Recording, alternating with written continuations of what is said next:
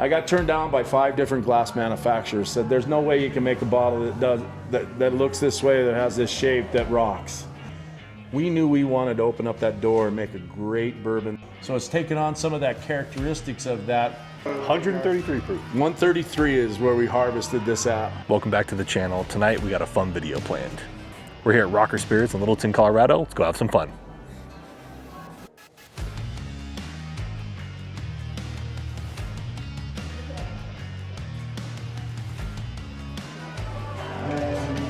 All right, y'all, we're inside of Rocker Spirits now. We're gonna meet up with Dustin, who is the founder and owner.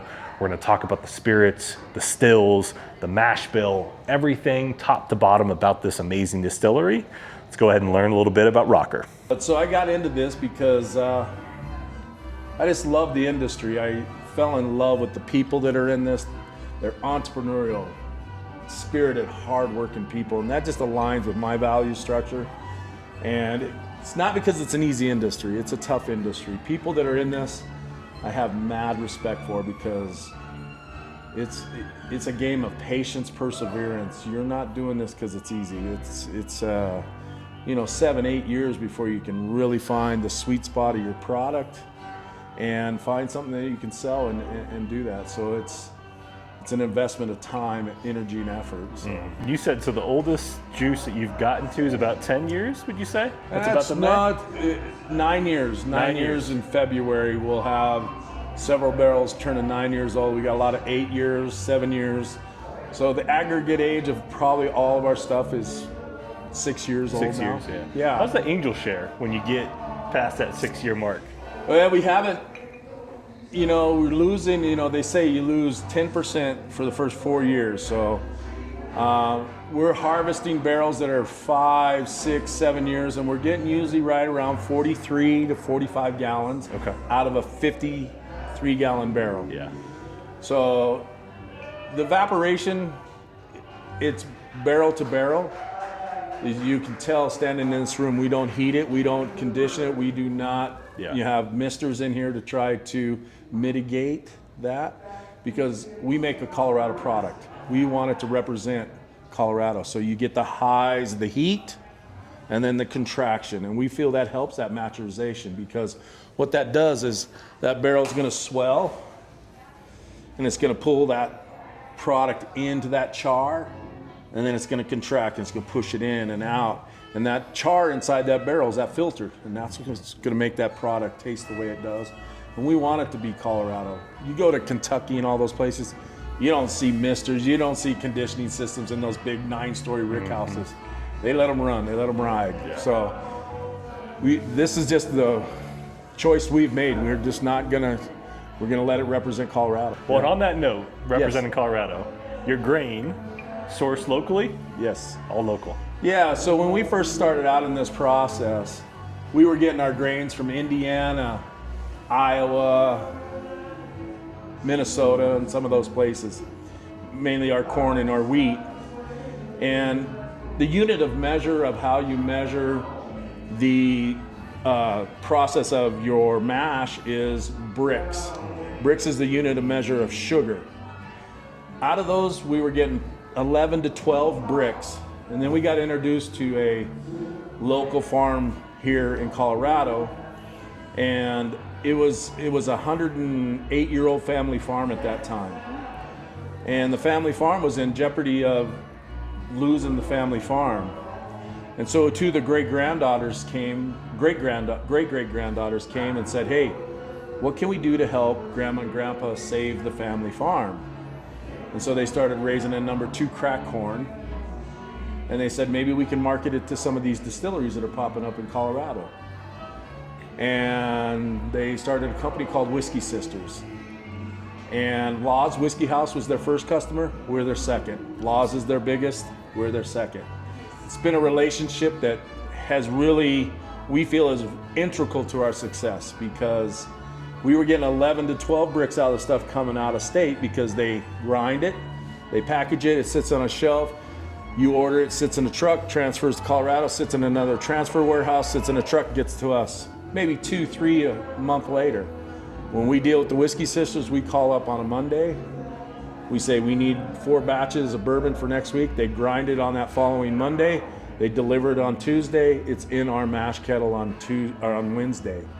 We're getting 19 to 20 bricks out of their stuff, which is basically more product, higher yield. Yeah. And it's just great to do, local, work local, because we're local. So I tell that story, so they save the family farm. They supply about 30 different distilleries now with their corn, wheat, rye. And they always come in at Christmas time and they bring us cookies. And they say, Dustin, we hear you tell the story about how we almost lost the family farm. We want you to know we paid it off last year. Oh, So it's not only a feel-good story, which it is, it's a partnership. And the success of any company is those relationships. But we're getting great product, and it's from supporting our community too. Yeah. So Whiskey Sisters, also the 2 sisters just last year won #1 female-owned company with the American Distilling Institute.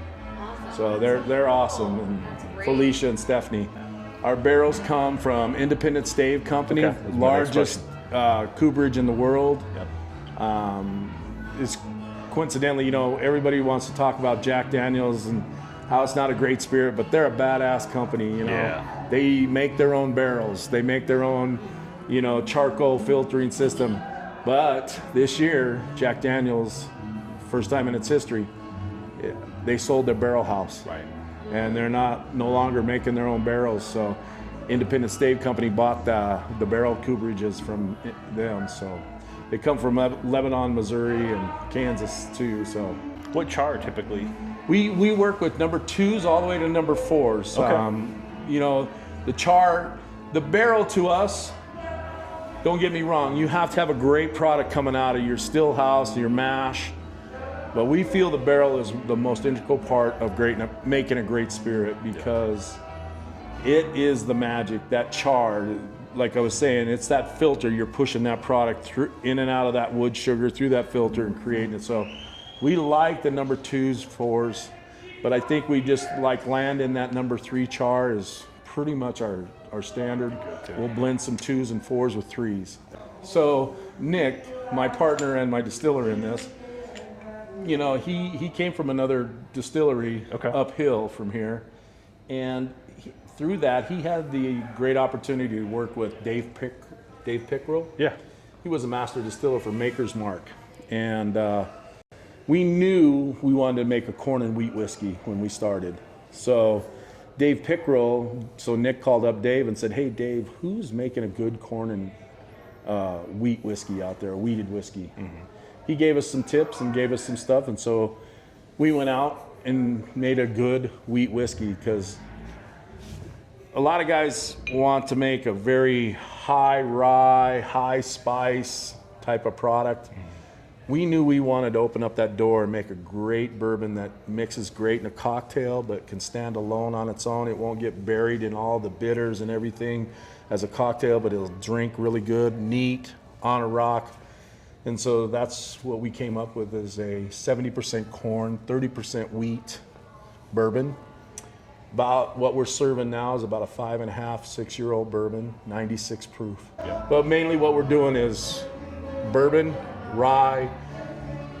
We have some 4-grain, and then we have a triticale product. Yeah. And triticale is a hybrid German grain, half rye, half wheat.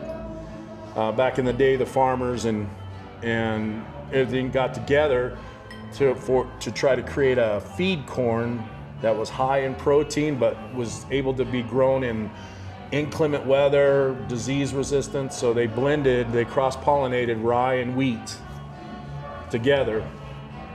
And rye is the male version, half is female. Yeah. And so you got a great product. Yeah. The Whiskey Sisters actually brought it to us. They brought the grain to you? Yeah, they said, hey, we have 1,300 pounds of this triticale. We don't know if you could use it. We'll give it to you if you want to try it. And we go, first thing is, what the F is triticale? So they told us that, and we said, yeah, we'll try it. And we turned it on, and man, it is a great whiskey. It's so good. It's not a bourbon, because it's not corn or wheat, but it is a great great whiskey, and it's the closest single source, one grain ingredient product we make is the triticale. Yeah. It's 6 years old, and we bottle it at 106 proof.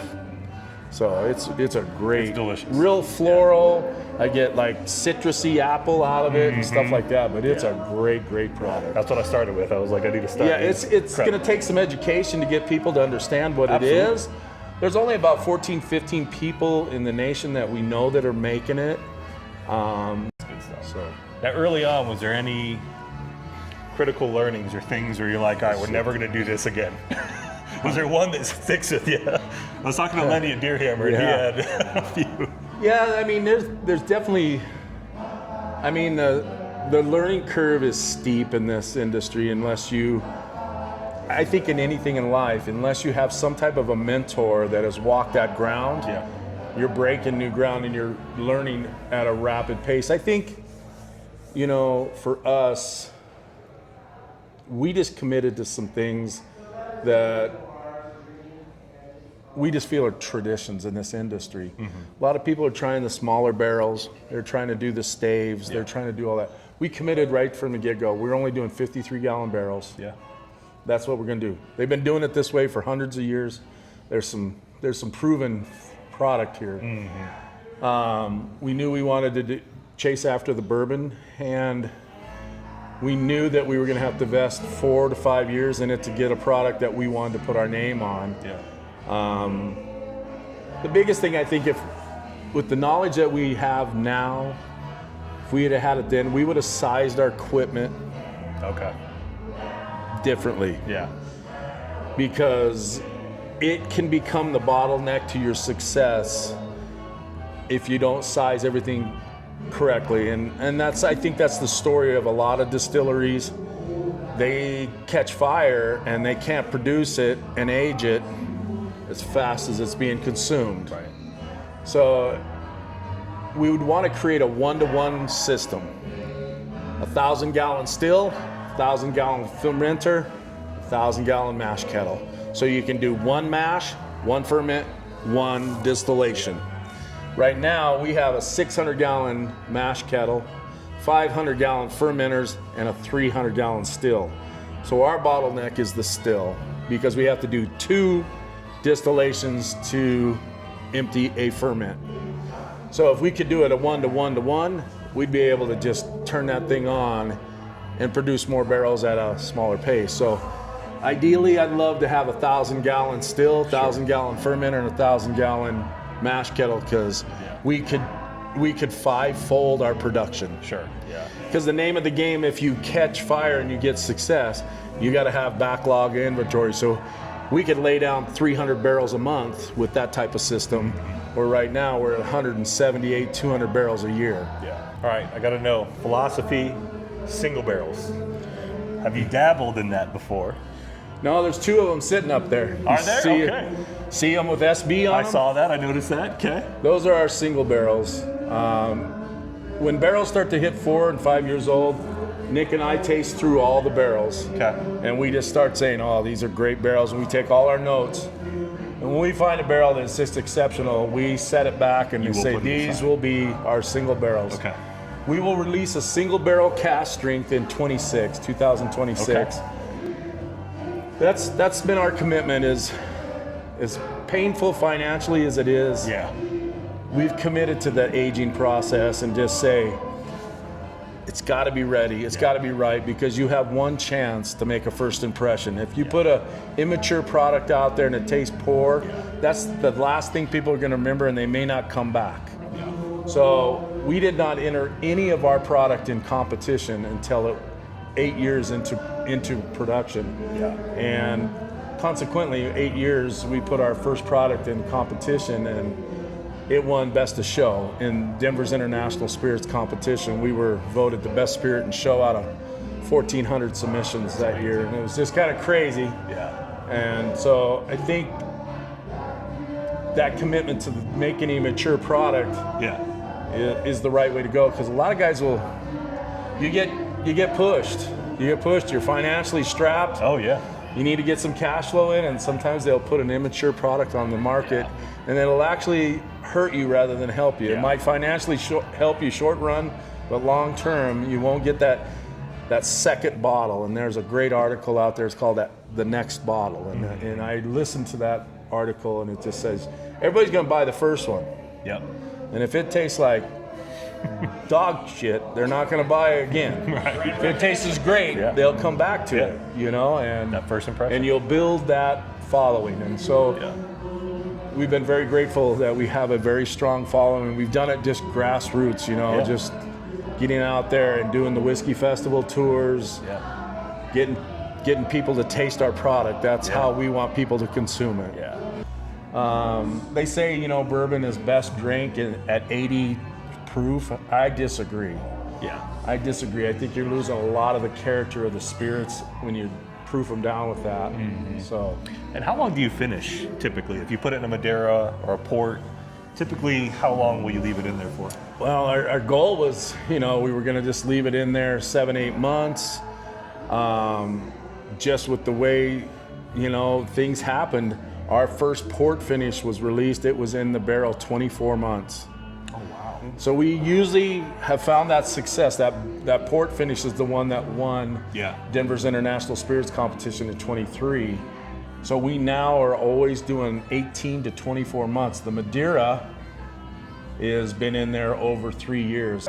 This Madeira is I'm so excited about this product. We've already proofed it. We know where we're going to proof it at 100 proof and put it on the market. So 2 weeks that'll be available. So it's a fun game. It's like I say, what attracted me to this industry is just the Americana that's all twisted up in this bourbon game. I own a couple construction companies, and I tell everybody I can get on an airplane and people ask me what I do for a living.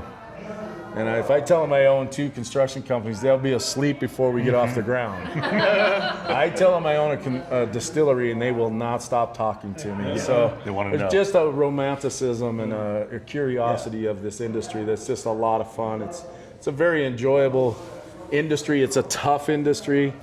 So like I say, I have mad respect for anybody that's in this because they've got their heart, their soul, and probably more than likely their whole financial livelihood in this. You basically are standing in my 401k right now. This is my life savings to get this thing. I bootstrapped this thing together. It's amazing. Because I didn't have a bunch of capital investors. Nick and I have just scrapped and fought. I always, I was interviewed and asked, they said, Dustin, of all the qualities you have, what do you think is the one attribute you possess that helped you find success in life? And I always tell them, I'm a scrapper. I will fight for that I love and those that I love. And if this industry you're not willing to fight, someone or something's going to take it from you. So that's my mantra is our bottle, on the bottle it says forged with passion, infused with American spirit. I'm a very passionate guy. I will fight. I will fight for that I love and those I love, and then I love this country. Lets us chase after our American dream of owning your own company, building something, and leaving your fingerprint on this earth. And that's the fun part of it for me. That's what gives me the goosebumps all the time. So to chase after it. And that's what's fun. I enjoy it. And if there's so many people that don't enjoy going to work every day, I enjoy doing this. It's hard work, and we're still fighting and scrapping to climb that hill, but as long as it's enjoyable, I'll keep doing it. Keep doing it. So when I decided to get in the industry, I just I said I don't want to be another square whiskey bottle on the rows and rows of whiskey bottles. How do I make that brick look different than that brick? And that's by putting a label on it, changing the color, changing all that. I says, I want a different look and feel, and I'm a big fan of the industrial era of our country of the 50s, when we used to make everything with our own 2 hands, and that pride of workmanship and that American pride of craftsmanship. And I'm a big fan of junkyards and old cars and stuff. So I found this old oil can in a junkyard, and first I didn't even know what it was.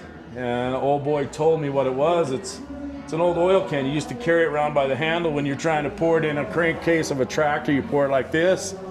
But if you have an old squeeze bottle, oil can, you need to fill it with oil, you rock it forward, pour the oil out, you let go of it, and it rocks back. So all our bottles, you take it, you tip it over to pour it out, you let go of it, it rocks back up. It will not tip over, it'll just sit there and spin and rock back up. So I said, now you never need to read that label again. You see a bottle that's that shape, Yep. and a bottle that does that, you know it's Rocker Spirits. So, not that this industry is not hard enough as it is already. I made it twice as hard. I said, I'm gonna make my own bottle. Brilliant. Yeah, so, but I wanted that brand differentiation. So if I can stop you for 5 seconds by the shape of our bottle, then people will pick it up and they read the label. Then hopefully they buy it and they taste it. A lot of people, when we first got out there, they thought we were a gimmick, you know? And I got a little red-assed with that and said a gimmick. But then Nick made it really clear to me. He goes, Dustin, we're absolutely a gimmick, because Nick is so matter-of-a-fact guy. He goes, a gimmick by definition is something that different to draw attention to. And that's what I did. It was very intentional what I did. And I always tell everybody, we're the slug bug of whiskey bottles. You can see our bottle across the room, where if you step 15 feet back on a whiskey aisle, they're all square, you don't know the difference of it. Right. I am so glad I'm not in the wine industry. Every wine bottle looks the same.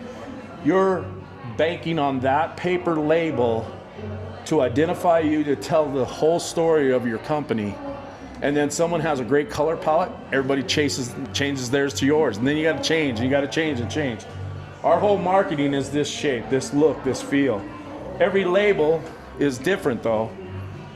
This is a speedometer. Our rum is an oil pressure gauge. Our vodka is a tachometer. Our rye whiskey's a voltmeter, temperature gauge. So it's old cars, old vintage Americana look and feel. So that's why the bottle's that. When I got in this industry, I learned more about how glass was made than how bourbon was made when I got in it. So I wasn't even a company yet. And I went out and I just drew up this bottle. I got turned down by 5 different glass manufacturers. Said, there's no way you can make a bottle that looks this way, that has this shape, that rocks. He says it will never make it through the manufacturing process. And I just wouldn't take no for an answer. So in 2013, the American Distilled Spirits Institute's national convention was here in Colorado. So I was smart enough to take a bunch of NDAs with me. I went down there, and I talked to every glass manufacturer. I said, sign that NDA, I have a bottle design that I'd love to see if you'd be interested in partnering with me to make. And Owens, Illinois, the largest glass manufacturer in the world, they signed it, and they says, the old boy I was talking to, he came from the dairy industry. He made butter churns and butter dishes, and he said, slid his glasses up on his forehead, and he says, so how can we make this? And I says, that's what I want to hear. How can we? I don't want to hear that we can't make that. So Owens, Illinois flew me out to Perrysburg, Ohio, to their headquarters. And I went into this thing, right when I walked into the building, up on the wall it says it can be done. And I says, I'm gonna hold these sons of bitches to that. And I sat down at a table with about 20 people, all their lead designers, their marketing, their plant manufacturers. And they said, we love your bottle design, but we need to make some changes. And their head engineer was sitting right next to me. His name was JD. JD grew up very similar to me. He grew up, his father was a machinist. He owned a machine shop. But every weekend, he and his dad would dirt track race on the dirt tracks and loved NASCAR. And he loved my design. He loved the automotive, theme to it. And he said, I love this idea. So they started out with my first designs. I had a whiskey bottle that literally had a handle on it here you carry it by. And I had it all figured out. You'd pull the cork out and dock it and rock it. I had all my slogans put together and everything. And Walk in, they go, well, we're gonna need to make some design changes because I don't know if you know this, but glass is very fragile. I'm like, I broke plenty of windows, I know. So they said, we need to get rid of that handle because the way a bottle is made, it's in a mold, it's upside down like this. And the glass is blown up into it. And they say, we'll never get enough glass up into that handle to make it work. So you're gonna have to get rid of the handle. And then, oh yeah, the spout, we gotta talk about that. The spout needs to be straight up and down like that. And I'm like, well, come on, man. You can't just break it all apart and then we're gonna be just like every bottle. He goes, well, I go, that's the suggestion to it rocking. I need that so people understand that part of it. And they said, well, you got to understand, Dustin, when it comes out of the mold, there's this big claw hook, much like that stuffed animal game you play where it comes over and it grabs it right here. And this is called the takeout ring. And that big claw hook takes it out of the mold, transfers it over to this stainless steel conveyor belt that has air blowing up out of it, and then it transports it to the kiln. If it makes it to the kiln, it's going to be a bottle. If it doesn't, because when it comes out of that mold, you could walk up and go like that and it would go in a million pieces. And I said, come on, JD, man, we can do this, man. We're country boys. We can figure this out. I says, what if we just put a shim in the mold?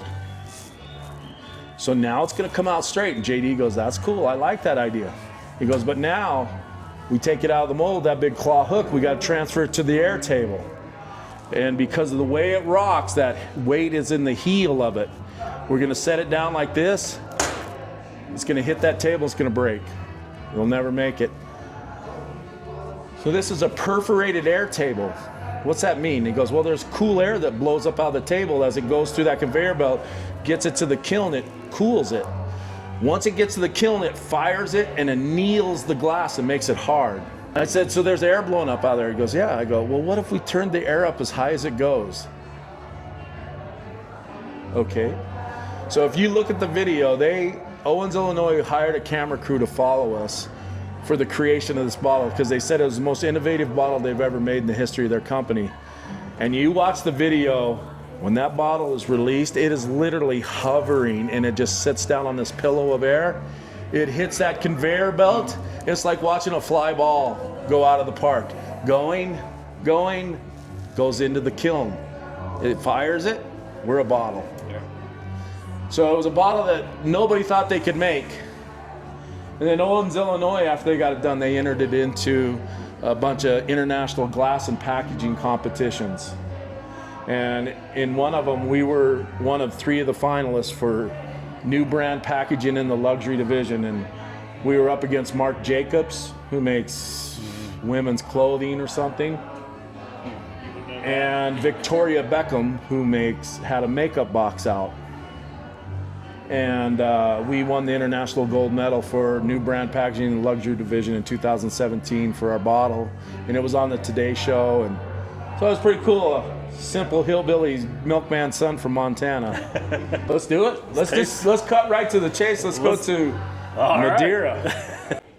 So we took our 4.5, 5-year-old bourbon and we put it in that Madeira barrel. It's been in there over 3 years. This, I just thiefed some out for you guys in a good old mason jar. It's graduated, so we have volumetrics here. And I just thiefed it out, but if you look at it, this is 133 proof. If you look at it, you can see how the Madeira and the port influences that spirit in color. So it's taken on some of that characteristics of that residual Madeira that's in that oak. And it's not because it's cheap. A Madeira barrel is $900 used. Our regular bourbon barrels are $300 to $325. So the secondary finish market is great. So 133 proof. 133 is where we harvested this at. Chew it. You chew it? So 60% of taste is right here, your nose. Really? Wow. That is really good. I tell everybody I've never drank coffee in my life. because my bedroom was as close to the kitchen, closest to the kitchen, and at 3 o'clock my mom would start making coffee. That meant it's time to go to work at 3 or 4 o'clock in the morning, sub-zero weather. I think that's why I've never tasted coffee. I don't like the smell of it. It signifies something. Yeah.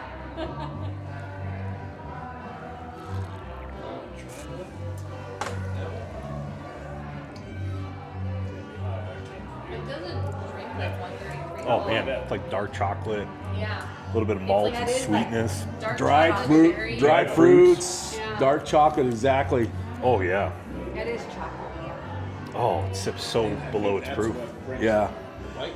Yeah. Yeah. That initial hit of chocolate. Hair on my Yeah. chest. Oh, wow. Sprouted. This was an incredible time. Make sure to come visit Rocker. They're just here in downtown Littleton. If you're in the area or in town, definitely a must stop. I gotta say, this is some of the most unique Colorado whiskey. Everything is local, the grain, the still, everything is being made right here, and you don't wanna miss it. As always, I appreciate you guys watching. We'll catch you on the next one. Cheers.